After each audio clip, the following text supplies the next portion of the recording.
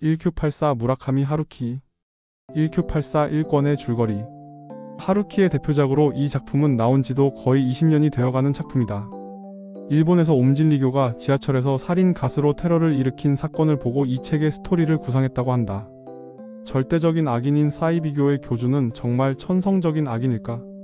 아니면 자신을 신성화하는 세력들에 의해 점점 악인으로 변질되어 가는 것일까? 이 책은 일본에서 학원가의 투쟁과 코민의 발생, 그리고 그 조직이 어떻게 종교단체로 발전하는지를 그리고 있다. 그리고 리틀 피플이라는 판타지적인 존재들과 그들이 만드는 공기번데기의 이야기는 1984를 판타지가 실현되는 시공간으로 만든다. 그렇지만 이 책의 큰 줄기는 덴고와 아오마메의 러브스토리이다. 소설의 시대적 배경은 1984년이다.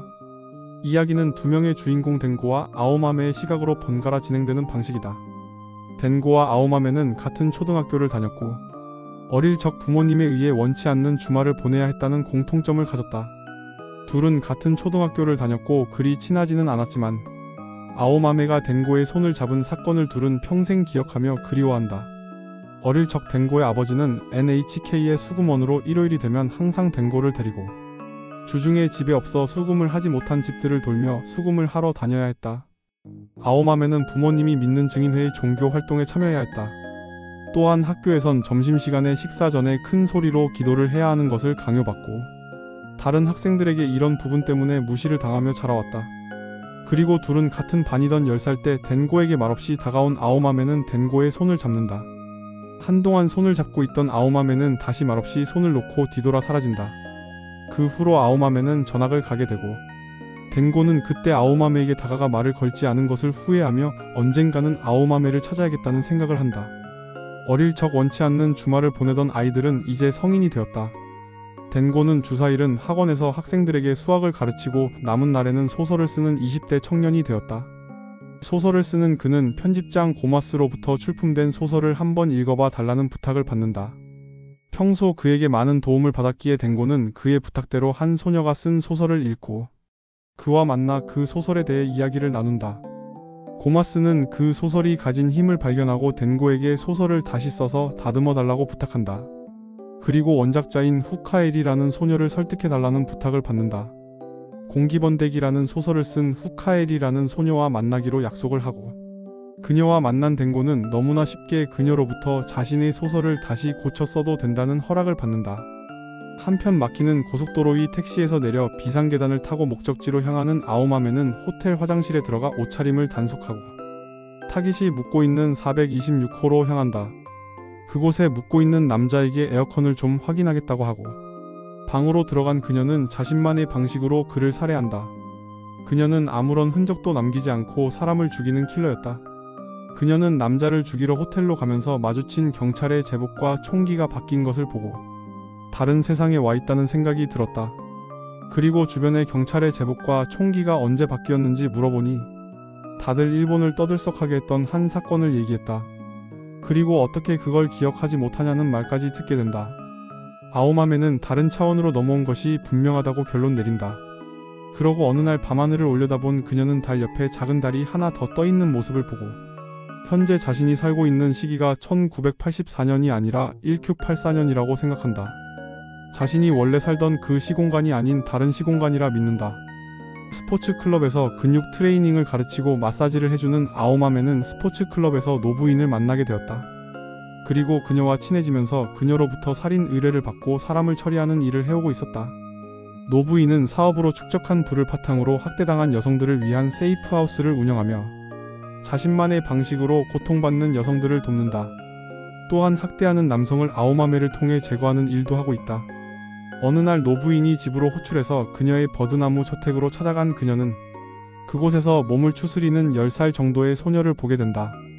그녀는 성구라는 종교단체 리더에게 성폭행을 당해 자궁이 파괴된 채 노부인의 집에서 몸을 숨기고 있었다. 노부인과 아오마메는 그 아이를 저렇게 끔찍하게 망쳐놓은 성구라는 단체를 조사하기 시작한다. 한편 덴고에게 후카에리의 전화가 걸려온다. 선생님이 좀 만나자고 해서 덴고는 후카에리를 돌봐주는 선생을 만나게 된다. 선생은 에비스노라는 왕년의 유명한 학자였다. 그는 후카에리와 자신의 이야기를 들려준다. 에리의 아버지와 그는 같은 대학에서 학생들을 가르치던 사이였다. 70년대가 되면서 학생운동이 고조되면서 선생과 에리의 아버지도 학교를 그만두었는데 그때 에리의 아버지 후카다를 따르던 홍위병들을 데리고 후카다는 다카시마 학원으로 숨어 들어갔다. 거기서 농업을 배우고 어느 정도 살아남는 법을 익힌 그들은 그곳을 떠나 독립했다. 선구는 내부에서 무장투쟁을 추구하는 무투파가 떨어져 나가면서 점점 종교적인 색깔을 띠기 시작했고 그때 후카에리가 선구를 도망쳐 에비스노에게 왔다고 했다. 선생은 에리의 아버지에게 꾸준히 연락을 했으나 그와는 연락이 도무지 되지 않은 채 10년이 넘는 시간이 흘러갔다고 했다. 에비스노 선생은 이 소설로 에리가 유명해지면 선구에서 알아서 움직이지 않을까 하는 생각으로 덴고가 공기번데기를 다시 고쳐 쓰는 일에 찬성을 했던 것이었다. 결국 그들의 의도대로 공기번데기는 엄청난 인기를 얻고 대중에게 알려지고 단행본이 베스트셀러가 된 후 후카에리는 위험을 감지하고 어딘가로 숨어버린 후 덴고는 선구에 다가가기 위해 조사한다. 아오마메는 선구의 리더를 찾아 죽이기 위해 그리고 덴고는 후카에리의 아버지의 행방을 찾기 위해 선구로 조금씩 다가가려고 한다. 1Q84 2권의 줄거리 1권에서 노부인이 종교단체 선구의 리더를 암살해달라고 아오마메에게 부탁하고 리더에게 접근할 기회를 만드는 동안 아오마메는 기존에 하던 대로 자신만의 일상을 살아간다. 덴고에게는 자신을 신일본 학술예술진흥원의 이사라고 밝힌 우시카와라는 남자가 접근해 온다. 1년간 300만엔을 지원해주겠다며 이상한 제안을 해오자 덴고는 의심스러운 그의 제안을 거절한다.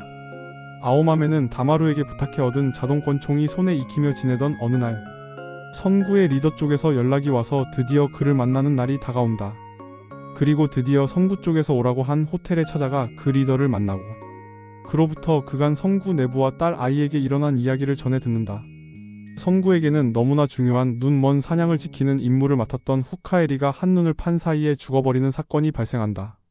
선구에서는 단체 규율을 어긴 후카에리가 죽은 사냥과 함께 작은 광에 갇혔는데 그곳에서 리틀 피플이 후카에리에게 나타났다. 죽은 사냥의 입을 벌리고 나타난 리틀 피플은 공기 중에 퍼져 있는 새를 잡아당겨 그걸로 누에고치 같은 번데기를 만들었다. 1m 이상 크게 만들어진 그 번데기 안에서 무언가가 생겨났고 그건 후카에리와 똑같이 생긴 분신이었다. 리틀 피플은 그 번데기에서 생겨난 인간을 도토라고 했고 후카에리가 마더가 되었다.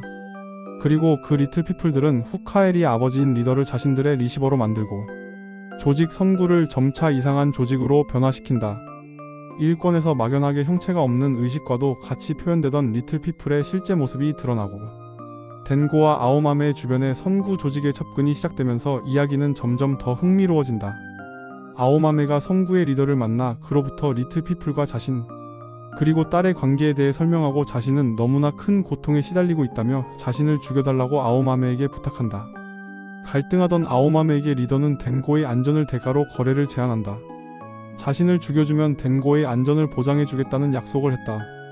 아오마메는 그 제안을 수락하고 죽음을 원하는 리더를 저 세상으로 보냈고 그를 죽인 자신의 행동으로 자신은 선구의 표적이 되면서 목숨을 보장하기 어려운 상황에 몰린다. 그럼에도 자신의 목숨을 포기하면서까지 아오마메는 리더의 제안을 받아들이며 덴고의 안전을 지켜주려 한다. 리더의 제안을 수락하고 그를 단번에 죽인 아오마메는 선구의 보디가드들을 속이고 살해 장소를 벗어나 다마루에게 전화를 걸어 어떻게 해야 할지 묻는다. 다마루는 한 안전가옥의 위치를 알려주고 그곳에서 기다리라고 말한다. 그곳으로 몸을 피해 숨어들은 아오마메는 낮에 발코니에서 의자에 앉아 길 건너 놀이터를 바라보며 덴고를 생각한다. 다마루가 준비한 안전가옥으로 몸을 피한 아오마메는 외출을 하지 않고 그 집에서 종일 지루한 나날을 보내게 된다. 한편 어딘가에서 숨어 지내던 후카에리가 덴고에게 찾아와 둘의 어색한 동거가 시작된다. 후카에리는 덴고에게 아오마메가 지극히 가까운 곳에 있다고 얘기해주고 덴고도 적극적으로 아오마메를 찾아 나서지만 결국 덴고는 아오마메의 흔적도 찾지 못한다. 덴고는 아버지가 계시는 요양병원에 다녀온 이야기를 해주고 후카에리는 앵마기를 해야 한다며 천둥치는 그 밤에 덴고의 몸을 움직일 수 없는 상태로 만든 후 섹스를 한다. 그리고 앵마기를 했으니 안전하다고 말해준다. 이 섹스가 어떤 의미인지 그때까지는 아무도 모른다. 그리고 이날 아오마메는 무언가 아주 작은 것이 자신의 몸에서 자라나는 것을 느끼게 된다. 아오마메가 늘 바라보던 창밖으로 놀이터가 보였다. 이 놀이터 미끄럼틀에 위에 한 청년이 하늘의 달을 유심히 바라보는 장면이 보인다. 그 청년은 아오마메처럼 달이 두 개임을 발견하고 의아해하며 바라보는 듯 보였다. 아오마메는 두 개의 달을 알아본 그 청년이 누구인지 생각한다. 그리고 결국 그게 덴고임을 아오마메는 알아차린다. 자신이 1Q84년으로 넘어오게 된 수도 고속도로의 비상계단으로 다시 찾아가는 아오마메는 그곳에 비상계단이 존재하지 않음을 발견하게 된다. 그리고 가방에서 권총을 꺼내 입을 벌리고 총구를 목구멍에 가져다 댄다. 한편 아버지가 요양하는 병원에서 덴고에게 방문해 줄 것을 요청하여 덴고가 찾아가고, 아버지가 다른 곳에 있는 장비를 이용해 검사를 받으러 간 사이 아버지의 침대에서 공기번데기를 발견한 덴고는 공기번데기의 틈을 벌리고 안을 들여다보고 마는데, 그 안에서 그가 본 것은 아오마메를 닮은 어린 소녀였다. 1Q84 3권의 줄거리. 리더를 살해하고 자취를 감춘 아오마메를 섬구에서 리더의 보디가드로 그의 곁에서 그를 보호하던 2인조 스킨헤드와 포니테일은 우시카와에게 최대한 빨리 행방을 찾으라고 강요한다. 3권은 앞의 2권과 다르게 덴고, 아오마메 그리고 섬구에게 의뢰받아 아오마메를 찾아다니는 우시카와까지 총 3명의 시점으로 소설이 진행된다. 한편 세이프하우스에서 내려다 보이는 어린이 놀이터에서 덴고를 목격한 후로 아오마메는 줄곧 다시 덴고가 놀이터에 나타나기를 기다리며 매일 놀이터를 감시하며 지낸다. 다마루에게는 계획이 조금 바뀌어 그 집에서 조금 더 지내야겠다며 이해해달라고 한다. 그러는 사이 우시카와는 아오마메를 조사하면서 덴고와 아오마메가 어쩌면 연관되어 있을 수 있겠다는 생각을 하고, 두 사람이 초등학교 때 2년 동안 같은 반이었다는 사실을 알아낸다. 그리고 아오마메를 찾기 위해서는 덴고를 감시하면 될 거라는 생각으로 덴고가 사는 낡은 아파트의 빈집을 알아본다. 마침 1층에 빈집이 있어서 우시카와는 그곳에 새를 들어 카메라를 설치하고 이 아파트를 드나드는 사람들을 감시하기 시작했다. 한편 아버지의 병실에서 공기번데기를 목격한 덴고는 학원을 얼마간 쉬기로 하고, 아버지가 계시는 요양병원의 근처의 여인숙에 묵으며 매일 병원에 들려서 의식 없이 잠 들어있는 아버지께 책을 읽어주며 다시 한번 공기번데기를 보기를 바란다. 그렇게 매일 병원에 드나들면서 그곳 간호사들과 친해졌다. 하루는 그곳의 간호사들과 함께 술을 마시게 되었다. 간호사들 중에서 제일 나이가 어린 아다치 구미는 자신에게 해시시가 있다며 자기 집에서 해시시를 함께 피우자며 덴고를 자기 집으로 데려갔다. 해시시를 함께 피우고 함께 나른한 상태로 잠이 든 덴고에게 아다치 구미는 고양이 마을을 어서 떠나라고 말한다. 덴고는 다음날 여전히 식물인간같이 누워만 있는 아버지께 작별 인사를 하고 집으로 돌아갔다. 자신의 집에서 숨어 지내고 있던 후카에리는 덴고가 집에 도착하고 보니 그를 기다리지 않고 떠나간 상태였다. 이틀 전에 통화를 할 때까지는 집에 있었는데 냉장고에 먹을 식재료를 채워넣고 집을 깨끗하게 청소를 한 후 집을 떠난 것으로 보였다. 시간상으로 보면 하루 전에 집을 떠난 것 같았다. 집에 도착해서 그동안 대신 수업을 진행해준 친구에게 전화로 복귀를 알리고 감사함을 표했다. 친구는 한 예쁜 여자가 찾아와 편지를 덴고에게 전해달라는 부탁을 했다며 편지에 대해 알려주었다. 다음날 학원으로 가서 편지를 찾아 읽어보니 후카에리가 누군가에게 감시를 당한다며 집을 떠나겠다는 내용이 적혀 있었다. 후카에리가 발견한 감시자는 바로 우시카와였다. 그렇게 우시카와는 덴고의 곁에서 그를 감시하게 되고, 덴고를 감시하느라 어린이 놀이터에 나타난 우시카와를 아오마메가 보게 된다. 아오마메는 선구의 추적이 가까워왔음을 느끼고 다마루에게 전화로 도움을 청한다. 그리고 그에게 임신 테스트기를 보내달라고 부탁한다. 2권에서 리더를 죽이던 그날에 자신의 몸에 어떤 변화가 생겼음을 감지한 아오마메는 그것이 덴고의 아이임을 직감한다. 다마루가 보낸 물품과 함께 온 임신 테스트기를 몇 개 사용해서 검사를 하니 예상한 대로 임신이었다. 그리고 빨리 덴고를 찾아서 이 사실을 알려야 했다. 다마루는 아오마메 주변을 맴도는 우시카와가 잠이 든 아파트에 잠입해서 성구가 어느 정도까지 자신들의 정보를 알고 있는지 체크한다. 그리고 너무 많은 것을 알고 있는 우시카와를 죽인다. 그 후 그는 섬구의 스킨헤드에게 전화를 걸어 경찰에서 먼저 발견하기 전에 우시카와가 숨어서 지내는 아파트로 와서 그의 시신을 수습해 가라고 알려준다. 그런데 스킨헤드는 다마루에게 자신들은 아오마메를 해칠 생각이 없다며 얘기를 나누고 싶다는 뜻을 전해왔다. 다마루는 그 얘기를 아오마메에게 해주지만 아오마메는 그들이 원하는 것은 자신의 뱃속에 있는 아이라며 거절한다. 그리고 다마루는 덴고에게 연락하여 아오마메의 메시지를 전달하며 놀이터로 나와달라고 한다. 아오마메는 덴고가 나타나기를 기다리며 먼 곳으로 떠날 준비를 하고 이 1Q84년의 세계를 넘어올 때 복장을 하고 놀이터로 향한다. 덴고와 아오마메는 20년의 세월을 뛰어넘어 다시 만날 수 있을까? 일본의 신비로운 종교단체 그리고 빅브라더와 대조되는 리틀피플과 공기번데기라는 판타지적 요소에 사랑 이야기가 섞인 재미있는 책이다. 하루키의 팬이라면 꼭 읽어보기 바란다.